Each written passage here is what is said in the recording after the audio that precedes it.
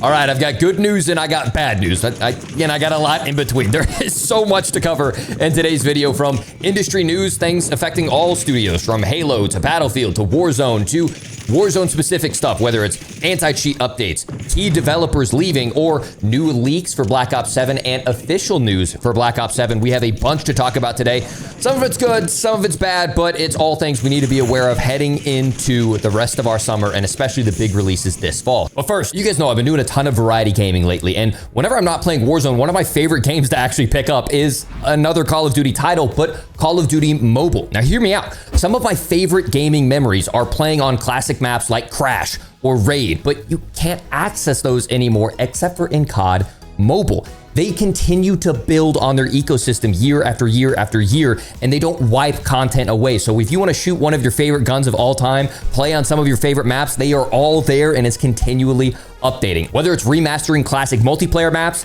building on to our favorite Battle Royale map of Blackout, or doing modern collaborations like they've recently done with Nier or with the new Season 6 Gundam, they just continue to push the bar. If you guys are interested in checking out COD Mobile, you can download it via the link in the pinned comment or the description. It is free to play right now, and they just launched an incredible collaboration with Gundam for Season 6. Huge thank you to them for sponsoring today's video, previous streams, and also getting me involved in their tournament scene. It's a ton of fun. I would highly encourage you, check the link down in the pinned comment and the description, and check out the new Season 6 update for COD Mobile.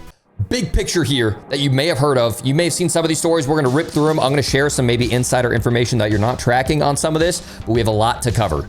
If you haven't seen, over the last few weeks, there have been continuous layoffs across the entire gaming industry, whether it's a consolidation, whether it's corporate greed. It's just something you need to be aware of. A lot of studios are shutting down. A lot of games are getting leaned out. And as of this last week, Microsoft laid off over 9,000 people, including COD Studios, which we're going to get into, because keep in mind, Microsoft, Xbox acquired Activision, so it affects our titles as well. Multiple studios shut down, multiple projects canceled, Halo studio issues, Battlefield 6 issues, which things you hate to see because we need competition inside of COD, Subnautica 2 issues, and more. When you see Xbox Game Studios, Activision, Blizzard, King, their mobile development, just keep in mind it encompasses a lot. So let's get into some of it. Specifically for COD, Raven and Sledgehammer Games were affected. And me personally, I know a lot of people have mixed feelings about these studios, but when we want to talk about like mid-season quality of life updates during the summer slump, the things that really keep the game feeling alive, they're the ones that take the core game and make it exciting for the months and years to come. Think about all the quality of life updates that we had during Caldera or MW3, whenever Raven and Sledgehammer were really taking the lead. Well, if you haven't seen, some of the big dogs inside of Raven Software, I'm not sure if they were affected by the layoffs. I think these guys voluntarily left. I don't know. I don't want to make any assumptions, but two of the big names that I personally am fond of, guys that are always active, whether it's going on community podcasts, inside of streamer chats, talking openly to the community on Twitter, like putting their individual name out there to one of the most toxic communities in the world of Call of Duty. They put their heart and soul into their work, and we recently lost Ted Timmons, who got a gig over at Fortnite, major upgrade. And lately, within the last week, we also lost Tully.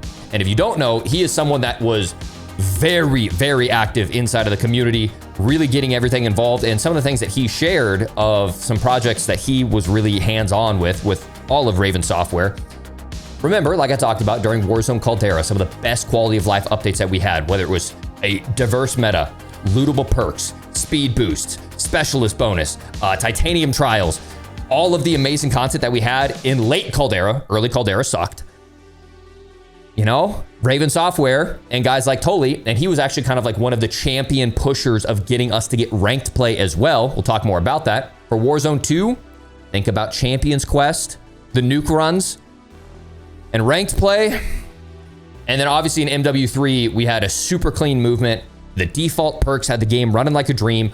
Urzikstan wasn't the most exciting map, but at the very least, it was fun to shoot the D tier, the static, and we lost some key figures who brought about a lot of the things that I personally enjoyed the most. Now, obviously, they are members of an entire team, and that's not to say the entire studio is dying, but I remember talking to Tully both in my chat and in DMs years ago. Same with Ted Timmons, and I've met at least Ted at events. These guys like lived and breathed COD, and they had so much passion for the game and so like really pushed for what the players wanted and not what the suits wanted.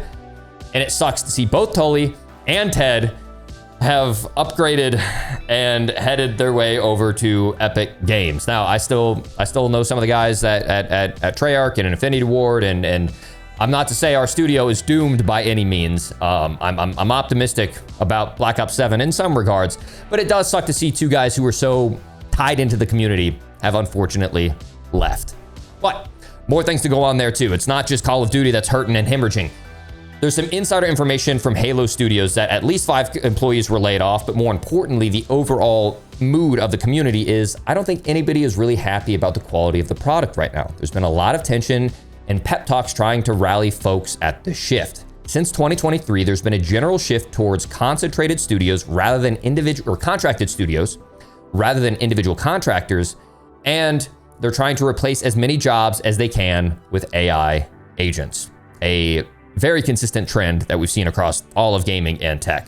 And then reportedly, just as they finish up all those layoffs, 2,300 workers across Microsoft, and that number continued to balloon and balloon, apparently up to 9,000. They requested 6,327 H-1B visas to import workers, apparently mostly from India.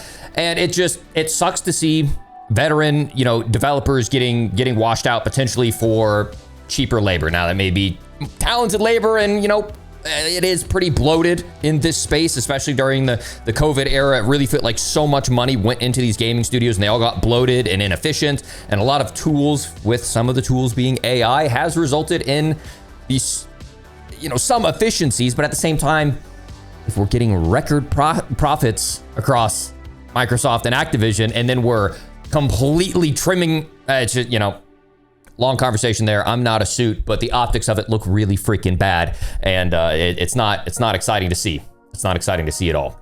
Okay, on the Battlefield side, I personally am extremely excited about the Battlefield 6 launch, but there are some reports that have come out and that are a little bit concerning that might cause me to temper my expectations. Now, I did enjoy playing Battlefield growing up, but I felt like the last 2 titles have kind of missed the mark, and that's what reports are showing, as well as they try to get the Battlefield 6 up to date. They say there have been culture clashes, ballooning budgets, and major disruptions that have left many team members fearful that parts of the game will not be finished for the player satisfaction in time for the launch during EA's fiscal year before April 2026. There was an announcement during an EA earnings call, I believe it was, that they said that they were going to launch within Q1 of 2024, or like before the end of Q1 2020, or before the end of Q1 2026. I don't know exactly what the verbiage was, but that's kind of like the deadline is before April 2026. So I would expect the COD launch to hit, go through its full entirety, go through the holiday break, and then Battlefield's probably going to wedge itself right in between Call of Duty in the fall, Battlefield, GTA 6, which drops, I believe, May of next year. And then everyone's going to try to avoid GTA 6 like the plague, because it's just going to squander sales for the entire industry. So I would expect an early launch of Battlefield 6 within early 2026. That being said, according to first-hand accounts, the changes have led to extraordinary stress and long hours, with people burning out and needing to take leave. It's said that EA leadership has also made major structural and cultural changes to how Battlefield games are created to ensure it can release titles of unprecedented scope and scale, as they want to hit 100 million players with the next game. Now, there's a lot of research out there, a lot of numbers out there that are spectating that Battlefield 1 and no previous title has ever accrued more than 30 million, including hits like Battlefield 1 or Battlefield 4, and now they're expecting to hit many multiples over that. Now, please, I hope it happens, but it's just another thing that, unfortunately, most launches we have had to temper our expectations over the year. And just keeping your finger on the pulse of the scene. Layoffs at Microsoft, struggles at Halo, potential struggles, though these are reports from Battlefield, but I'm still very optimistic, at least on the Battlefield front. Halo's kind of burned all of its goodwill with me. I'm very optimistic for news to come, gameplay to come, and the future of Battlefield heading into early 2026. And yeah, we'll have to keep our eye on this moving forward. Also, major drama around Subnautica 2. I'm not even going to get into that one, but man, there is some drama with the development team there, and the promises that were made for Subnautica 2 being drastically cut. That is a whole rabbit hole, a lot of videos out there. I'm not even going to cover it, but it's a rough look. Okay, so that's gaming as a whole. Let's talk about a few things happening within Warzone specifically. So there have been some updates to Ricochet. More specifically, one of the recent videos that we talked about was the Ricochet anti-cheat and how it got absolutely manhandled during the World Series of Warzone qualifiers. Now, Ricochet as a system got destroyed, but props where it's due. The Call of Duty anti-cheat team went through and manually reviewed everyone taking part inside of the World Series of Warzone and exhaustively went through the list and banned loads of players, not just the ones that they initially banned. Apparently there were players that were like 100, because the top 100 made the qualifiers. There were players that were like 145th or something that ended up making the top 100 because they trimmed out the entire list, basically making a manual review if anyone was caught boosting in the past, cheating in the past, caught on any anti-cheat list. If they were like, they went through an exhaustive list. Amazing work. One, I think they should release a public list of all players that were banned and exactly why they were banned, so we can't just have them staying in the community for good. I think people's careers, if they are like irrefutably caught cheating, should be published, and like we should have a wall of shame from people that are caught by Call of Duty officially irrefutably. Now, there are plenty of people who are out there who are just like to smear crap at anyone's name just because they're trying to maintain relevancy, and I don't respect, you know, their accounts at all. But when it comes to people who have been manually reviewed by the Ricochet team and they have been manually removed from these tournaments, I think their competitive careers and streaming careers should be completely over. That's just my personal opinion. I don't know if there's a legal reason behind why they won't release a public list. I asked for it. I ratioed them on Twitter asking for it. I don't think it will happen. Good news for World Series of Warzone players, but bad news for the average player like you who's out there who's not playing World Series of Warzone, because although an exhaustive effort to manually ban all these players is nice for competitors, it means nothing for your public lobbies where you're getting slammed by these cheaters because they're not getting manually reviewed. That being said, there have been some new catches on Ricochet for other things, like apparently one of the oldest and longest standing cheat providers, artificial aiming, has been caught and shut down.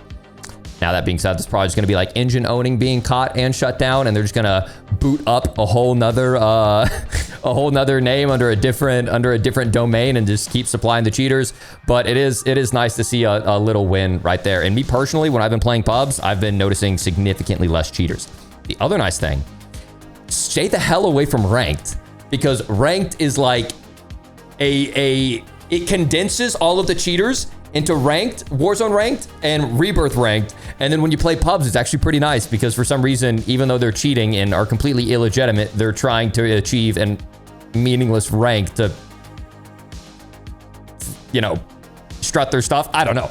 But for some reason, even though they're hacked out of their mind and they're not even legitimately good players, they're trying to get good ranks to make themselves feel better about cheating. Yeah, I'm not sure what delusion was put into their mind, but pubs are fun. So, that being said, quick story here. If you're not familiar with it, we've talked about this for years. Do not play old Call of Duties. If it is not on the Call of Duty HQ, so MW 2019 and forward, do not play old Call of Duties. They recently released World War II onto Game Pass, and as everyone expected, there has been an RCE exploit, I think remote control exploit, where players inside of these games, because they're unsecure by Call of Duty, they haven't like updated the netcode and network security. If you play old Call of Duties on PC, it is extremely easy for someone to jump in and hack your account. They can put files on your system. They can run commands on your system. I've heard of people getting malware on their system, getting their systems locked. They did address this, and this is from multiple reports. I mean, some people were even having explicit content pulled up on their like game PC. They would have their PC locked and would have a different type of 1v1 me bro player versus player content forcibly pulled up on their screen. And yeah, fortunately Call of Duty did shut down World War II on the Microsoft Store. But if it ever does come back on Game Pass, do not play it until like a vetted member of the community has said like, hey, we've tested it out, or you know, maybe Call of Duty openly says that there's safety precautions put in there, because it just seems like a wonderful way to get your PC hacked. Keep that in mind. Core issues, like the core Call of Duty HQ is good, but stay away from World War II. Again, something we've talked about for years. Like, we've literally talked about this for quite a while. Okay. Other things coming to Call of Duty. We're gonna talk a little bit about leaks, and then we're gonna talk a little bit about the official news coming as well. Audio visualizer potentially is coming to COD. There are in-game files that have been found by leakers. If you're not familiar with it, the audio visualizer is like what they have in Fortnite, where basically it will put an icon on your screen where it's like, oh, that's enemy gunfire. That's enemy footsteps. And a lot of people do not like this, because in Fortnite, it basically just allows everyone to, like, not move their feet and just play extremely campy. Hunter gave the suggestion that if we have this, then it should also disable game audio. So that way you can't have both game audio and audio visualizer. But, you know, hey, maybe that can even the playing field between people that are using like mix amps on console or Artist War audio cues on PC. And maybe that's what they're trying to go for. I'm just going to leave this little pause screen here. This clip has been up for over a week and hasn't been DMCA, but I'm just going to leave it paused here. I don't want to play it in case that does strike me. I've seen this clip circulating around, but it'll show like friendly footsteps, like a little friendly head icon, then like enemy gunshots or explosions or ricochets. And it looks extremely cluttered. It does not look good. I'm not going to play the clip. I'll put the clip in the description if you want to check it out. But who knows when it's coming? It already is in the game files. This is a clip of it happening within Black Ops 6. Just something to be aware of. Now, let's talk about official things that are coming with Black Ops 6. Here is from the actual COD Pod podcast, and it talks about having no wall running and no jetpacks inside of Black Ops 7. Has some big ties to BO2. As it was before Black Ops 3 and 10 years after Black Ops 2. So it's talking about it's 10 years after Black Ops 2, but I believe 10 years after 4, which means this is 30 years before Black Ops 3. So it's 30 years before Black Ops 3, talking about like the advanced movement and jetpacks inside of Black Ops 3. And 10 years after Black Ops 2. So it certainly has some big ties to BO2 as a result of that. But I can confirm no wall running, no jetpacks. Oh. But it will feature an evolution of Omni movement. Boom, there you go. Zip. That's a sick set. But no wall running, no jetpacks, but there will be an evolution of Omni movement. Some people are guessing that it could be a wall jump, where if you jump into a wall and then you jump off it, maybe you could have like a little, you know, jump off type of thing. And keep in mind, Warzone is now split from Black Ops, so that doesn't necessarily mean that's coming to Warzone. But I really hope when they evolve Omni movement, they get rid of my camera doing this every time I strafe, because that has made me want to pull my hair out for the last 6 months. Moving forward into other things that are official news for Black Ops 7. It says, if you're a fan of Black Ops 2, especially Black Ops 2 competitive, you'll have a good time on Black Ops 7, Treyarch's Associate Design Director. I unfortunately feel like Black Ops 7 is going to be what Black Ops 6 should have been, where much in the way that when we had MW3 last year, it had amazing post-launch content, tons of new maps, great metas inside of Warzone, tons of new guns.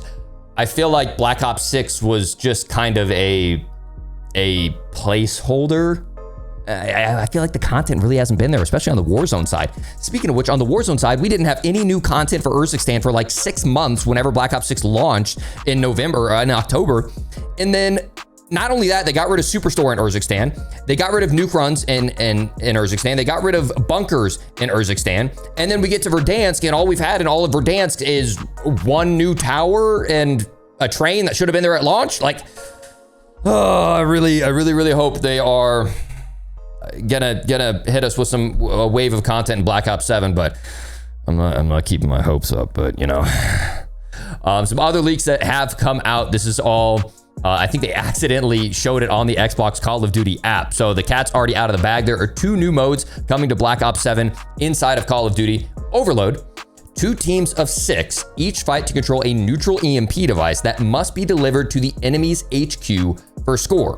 Much like the Advanced Warfare game where you would carry the, drawing a blank on the name. It's gonna hit me. I'm gonna put it up on my screen.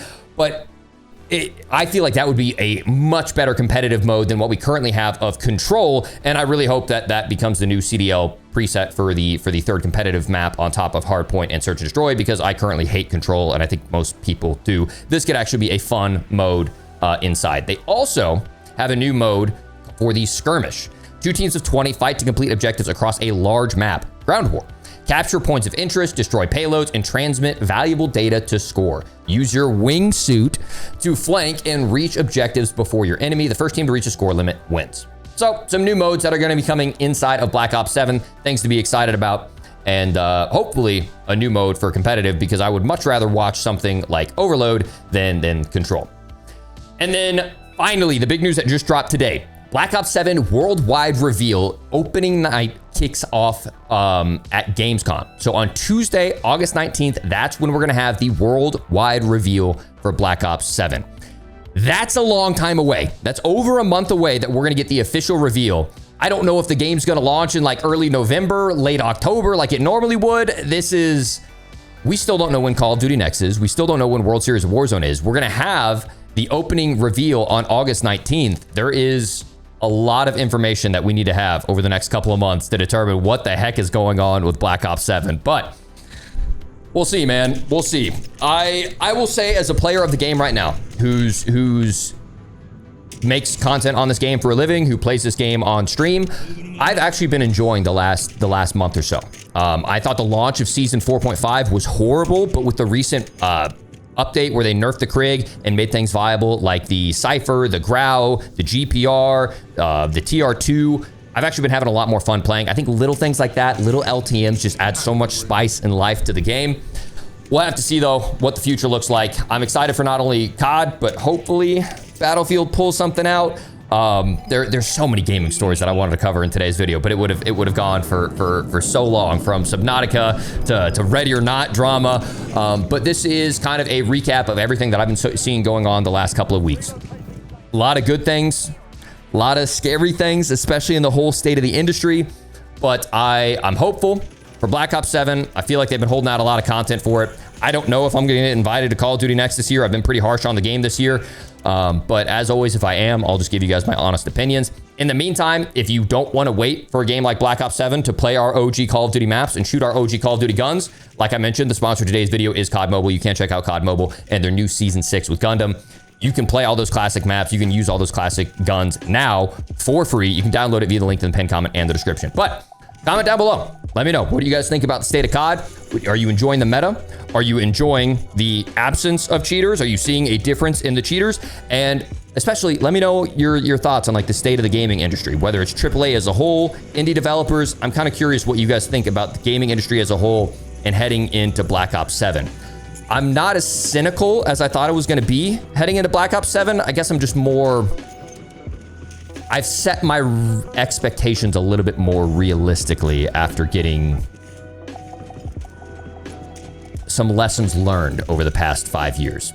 I'm not one to stand up on the table and shout COD is saved anymore. I'm a little bit more grounded and a little bit more not jaded, not cynical, but realistic with my expectations. And I'm sure you guys are plenty aware of it at this point. But some good news, some bad news. Let me know what you think. Drop a like on the video. Check out the sponsor, COD Mobile. And I'll see you guys on the next one.